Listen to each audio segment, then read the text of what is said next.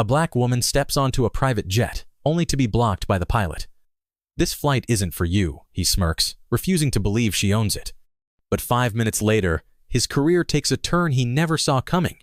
The sun was blazing over the tarmac as Naomi Cole stepped onto the private jet terminal, her designer heels clicking softly against the polished floor. It was supposed to be a smooth afternoon, a quick business trip, a short flight on her own private jet, and a meeting that could change everything. But before she could even reach the runway, her plans came to a screeching halt. Because today, for no reason other than their own assumptions, the flight crew had decided she did not belong, and within the next 5 minutes, they would regret everything. The moment Naomi walked into the VIP lounge, she felt it. That subtle, lingering hesitation. The way the receptionist, a blonde woman in a crisp navy blue uniform, gave her a look that was too polite, too forced. "Can I help you?" the woman asked, her eyes scanning Naomi's expensive yet understated outfit as if searching for something out of place. Naomi kept her tone cool. "Yes, my jet should be ready for departure. I just need to confirm with the pilot." The receptionist blinked. "Your jet?" The way she said it, that slight emphasis, that disbelief woven into 2 simple words, was enough to tell Naomi exactly where this was going. She had dealt with this before. People who saw a black woman in luxury and assumed she did not belong. People who questioned how she got there instead of accepting that she did. Still, Naomi kept her composure. "Yes," she said, sliding her ID across the counter. "Naomi Cole, I own the aircraft. My pilot should be waiting." The receptionist's smile tightened, her eyes flicking toward a uniformed man near the security checkpoint, the flight coordinator. And that was when the real trouble began. A few minutes later, a tall man in a crisp white shirt and epaulets approached. He barely glanced at Naomi, before addressing the receptionist instead. "Is there an issue here?" Naomi exhaled slowly. "No issue," she answered before the receptionist could. "I am here for my flight. The jet is registered under my name." The coordinator finally looked at her, but not like a pilot looking at a client, more like a bouncer sizing up someone trying to sneak into a VIP event. "Ma'am," he said, his tone overly patient, "are you sure you are in the right terminal? We do not handle commercial flights here." Naomi's jaw tightened. "I know exactly where I am," she said, "and I expect my pilot to be ready." But instead of checking, the coordinator tilted his head. "Who is your pilot?" Naomi's patience was wearing thin. "His name is Captain Ellis. He should be waiting by the jet." The coordinator barely reacted. "I see. And do you have proof that you are supposed to be on board?" Naomi stared at him. "I just gave you my identification. My name is on the jet registration. What else do you need?" The man hesitated. "And then, I will need to verify with the pilot." Naomi crossed her arms. "Go ahead." The coordinator stepped aside, pulling out his radio. But before he even made the call, the next blow landed. A few minutes later, a man in a full pilot's uniform approached. Captain Ellis. He was older, with neatly combed silver hair, and a posture that suggested he had been flying for decades. And the moment he saw Naomi, his brows furrowed. "Is there a problem?" he asked the coordinator. The coordinator gestured toward Naomi. "This woman is claiming to own the aircraft." Naomi did not miss the way Ellis's expression shifted. It was quick, just a flicker of something between disbelief and annoyance. "Claiming?" Naomi repeated, her voice icy now. "I am not claiming. I do own the aircraft. My name is on every document tied to it." Captain Ellis let out a short, dismissive chuckle. "Look, Miss Cole, was it? We get people trying to talk their way onto jets all the time. I am sure there has been some confusion." Naomi's stomach twisted. She had just handed over proof of ownership, and yet they still refused to believe her. "You think I am lying?" she asked, her voice deadly calm. Ellis shrugged. "It is just unusual. Most owners arrange these things in advance, and I was not informed that the jet's owner would be traveling today." The sheer audacity of it hit Naomi like a slap. "Do you expect a phone call every time I board my own aircraft?" The captain hesitated. The coordinator shifted uncomfortably. Naomi took a step forward, her gaze locking onto Ellis's. "Tell me, Captain," she said, "if I were a white man in a suit, would you be asking me these questions?" Silence. A beat too long.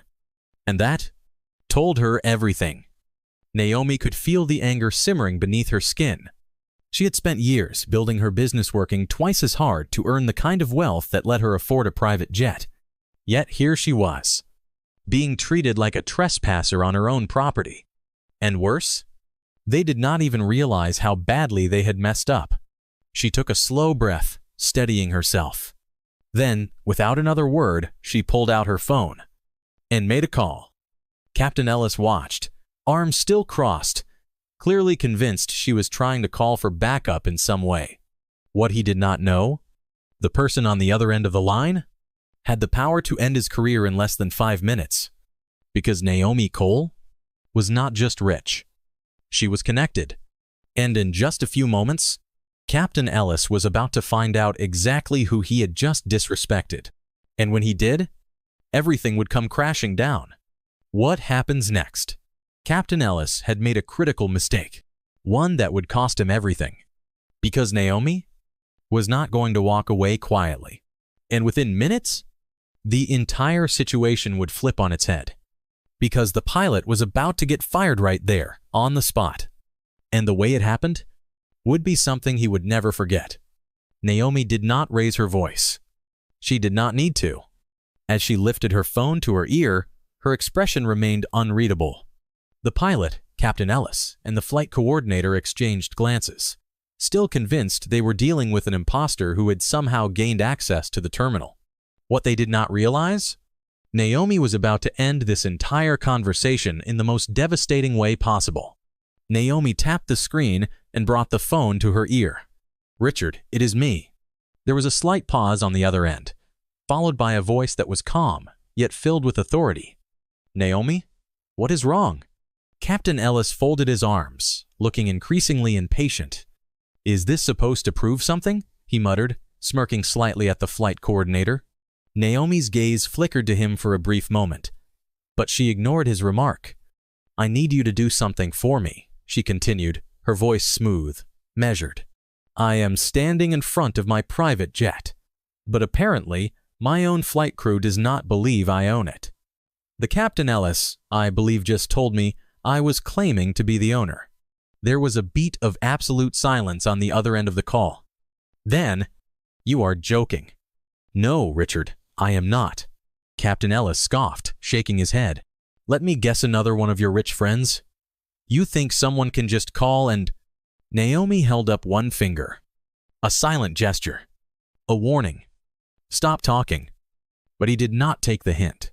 "Miss Cole, this is a waste of everyone's time," he continued, his arrogance unwavering. "We have protocols to follow, and you are not on my list of approved passengers for today.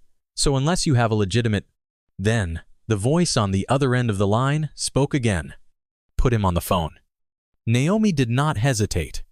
She extended the phone toward Ellis, her fingers steady. "You might want to take this." Ellis snorted. "Why, who is this, your assistant?" Naomi's lips curled into a knowing smile. "Number he is your boss." The smirk vanished from Ellis's face. The flight coordinator froze. The receptionist took a step back. Ellis hesitated. "Excuse me?" "You heard me," Naomi said coolly. "This is Richard Langston, CEO of the company that owns this entire fleet, including the jet you were about to deny me access to." The color drained from his face. And suddenly, everything changed. Captain Ellis snatched the phone from Naomi's hand, his finger suddenly shaky as he pressed it to his ear. "Mr. Langston, Sirline." "Save it." The voice on the other end was stone cold. "I heard everything." Ellis swallowed hard. The entire terminal had gone dead silent now, the flight crew and staff pretending to be busy, while clearly listening in. "Sir, I was just following protocol. We have procedures." "Procedures?" Langston's voice cut through like a blade. "Tell me, Ellis, did you follow the protocol when you assumed my business partner was lying about owning her own jet?" Did you follow procedure when you laughed in her face? Ellis opened his mouth, but no words came out. He was trapped, and he knew it. I want you to do exactly as I say, Langston continued. You are going to personally escort Miss Cole to her seat. You are going to apologize. And once the jet is in the air, his next words hit like a sledgehammer. You will collect your things, because by the time she lands, you will no longer be employed. The entire room stopped breathing. Ellis's face turned pale. Sir, please, I do not care. The finality in Langston's tone was brutal. You do not get a second chance to show respect. You either have it or you do not. And you clearly do not. Ellis stood frozen, his fingers gripping the phone too tightly. But the call was already over. The CEO had spoken. And now, there was nothing left to say. A walk of shame. Naomi took her phone back, slipping it into her pocket. Now, she said, adjusting the strap on her purse. Are we done here? Ellis could not look at her. His hands were shaking. His breathing was unsteady.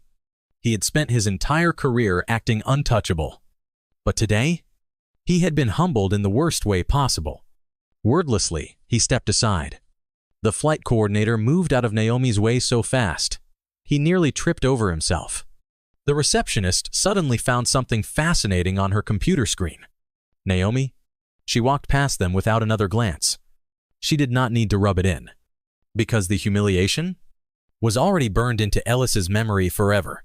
And just as she reached the steps leading up to her jet, she heard a whisper from behind. A crew member speaking to another in hushed tones. Did you see his face? I have never seen Captain Ellis look that scared. The other replied, equally stunned. Serves him right. He thought she was some nobody. Turns out, she was his boss's boss. Naomi smiled to herself. Damn right, she was. What happens next? Naomi was finally on her way. But Ellis? His day was not over yet. Because in just a few minutes, he was about to face the final humiliation. One that would make sure he never treated another person like this again. Because getting fired was just the beginning. The heavy doors of the private terminal slammed shut behind Captain Ellis, but the sound barely registered in his mind. His career was over and it had unraveled in less than 5 minutes. For the first time in years, he was not in control. For the first time in years, he was the one being ordered around. And for the first time ever, he was truly afraid. As Ellis walked toward the security office, his head spinning, he caught glimpses of his coworkers. Some looked shocked. Others? Not so much. And that stung more than anything. Because the truth was clear. No one felt sorry for him. Not the flight attendants who had overheard his arrogant remarks. Not the ground crew who had spent years watching him treat people like they were beneath him. And certainly not the receptionist who had once been terrified to even speak when he was in the room. She stood near the counter, speaking in hushed tones with another employee. When she glanced at him, there was no pity in her eyes. Only relief. As if she had been waiting for this moment. And now that it was here, she was going to enjoy every second of it. Ellis clenched his fists, his shame threatening to swallow him whole. But he was not going to give them the satisfaction of seeing him fall apart. Not yet. Not while he still had some dignity left. Security led Ellis into a small, cold office where a man in a suit sat waiting for him. Not a security guard. Not a manager. But one of the senior executives from corporate. Someone who normally never stepped foot in the terminal. Someone who was only here because of him. Captain Ellis, the executive said, barely looking up from the termination papers on his desk. You are being dismissed effective immediately. Ellis swallowed hard, his mouth dry. Sir, I understand there was a misunderstanding, but The man cut him off. This is not a misunderstanding. This is an embarrassment. To us, to this company, and to our clients. Ellis gritted his teeth. So that is it? 10 years of flying for this company and you are just throwing me away? The executive finally looked up, his gaze sharp. You threw yourself away the moment you decided that arrogance mattered more than professionalism. This could have been a 5-second verification. Instead, you let your own bias ruin you. Ellis's stomach twisted. He wanted to fight back. To demand a second chance. But deep down, he knew there was none. Because this was not just about Naomi Cole. This was about all the times he had gotten away with treating people like dirt. And now, karma had finally come to collect. As Naomi settled into her luxurious leather seat, she let out a breath she had been holding for far too long. She had not asked for this battle. But when the moment came, she had made damn sure she won. Her phone buzzed. A message from Richard Langston. He is gone. You are all set for takeoff. Safe travels. She smiled. Not out of pettiness. Not out of revenge. But out of the simple satisfaction of knowing that, for once, a man like Ellis had actually faced consequences. And as the engines roared to life beneath her, she knew one thing for sure.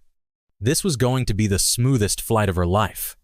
Because this time, there was no one left to stand in her way. Captain Ellis had been fired. But the impact of what happened did not stop there. It rippled through the entire aviation industry, the private jet sector, and even social media. Because Naomi Cole? She was not just any passenger. She was a powerful businesswoman. And when someone like her gets mistreated, the world hears about it. The viral firestorm. Naomi had no intention of making her experience public. She had gotten justice. Ellis had been fired. It was over. Or so she thought. Because when her jet landed, her assistant, Monica, was waiting for her phone in hand, eyes wide. Naomi, you need to see this. Naomi frowned, taking the phone. And what she saw nearly made her drop it. Because someone at the terminal had been filming. A video had leaked. A clear, crisp clip of Captain Ellis mocking Naomi, refusing to believe she owned the jet, and smirking as he dismissed her. And then, the moment he realized who she was, the moment his face drained of color when he learned he had insulted the business partner of his company's CEO, the moment he was fired on the spot. The caption? Pilot denies black woman entry to her own private jet. Big mistake. And underneath it, millions of views, thousands of comments. And the aviation industry was on fire. The fallout. Airlines and companies respond. The video spread like wildfire. Not just because of the drama, but because it exposed something bigger. A conversation that had been ignored for too long. Why were black travelers constantly questioned about their status? Why were they always assumed to be in the wrong place? Why was success met with suspicion instead of respect? Major news outlets picked up the story. Social media influencers demanded answers. Aviation companies scrambled to release statements. And Richard Langston? He made it clear where he stood. This company will not tolerate discrimination. The actions of one pilot do not reflect our values. Policies will be updated. And this will never happen again. But for Naomi, that was not enough. Because firing Ellis was just the beginning.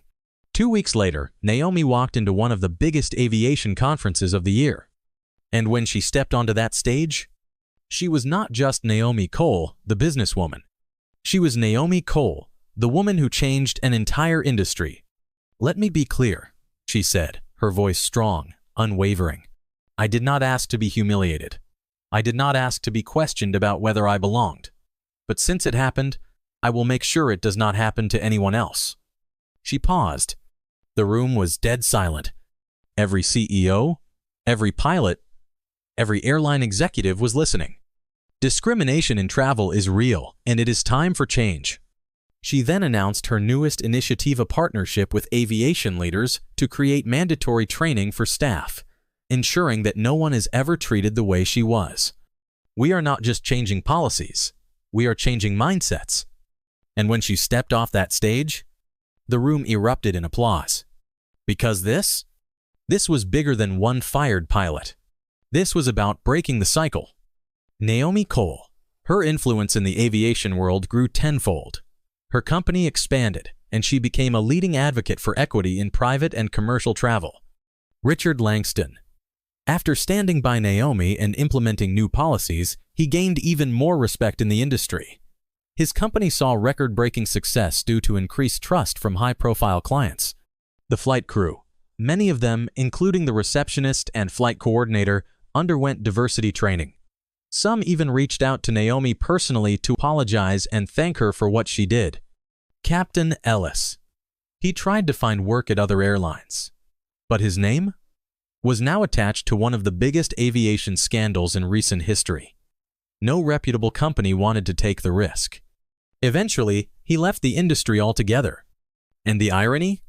The same arrogance that made him feel untouchable was what left him with nothing. Final scene. Naomi's next flight. 1 year later, Naomi arrived at the private terminal again. But this time, she was not alone. A young black girl no older than 12 walked beside her, eyes wide with excitement. "Is this really your jet?" the girl asked. Naomi smiled. "Yes, and maybe one day you will have one too." The girl grinned, looking at the sleek aircraft in awe. And as Naomi stepped aboard, she realized this was not just about proving people wrong. This was about opening doors for the next generation. And that was the greatest victory of all. Never let anyone tell you where you do or do not belong.